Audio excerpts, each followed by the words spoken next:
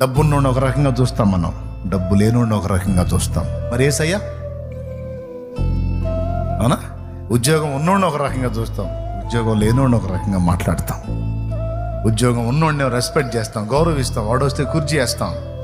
ఉద్యోగం లేనోడు వస్తే వాడా ఏందంట కుర్చీ వేసేదా, వాడి కుర్చీ ఎందుకు ఎదురా అంటే. ఉద్యోగం వస్తే డబ్బు సంపాదిస్తే నువ్వు విలువిస్తావు, లేకపోతే ఇవ్వవా. అంటే నువ్వు ప్రేమిస్తుంది నా నుండి వచ్చే డబ్బుని కానీ నన్ను కాదు. అంత దిక్కుమాలిన ప్రేమ అన్నమాట నీ ప్రేమ. హోదాను చూసి, తమ్ముడో ఓ వింటున్నావా, స్తోత్రం చెప్పు. హోదాను చూసి, డబ్బుని చూసి, తెలివితేటలు చూసి ఒకరిని గౌరవించటం.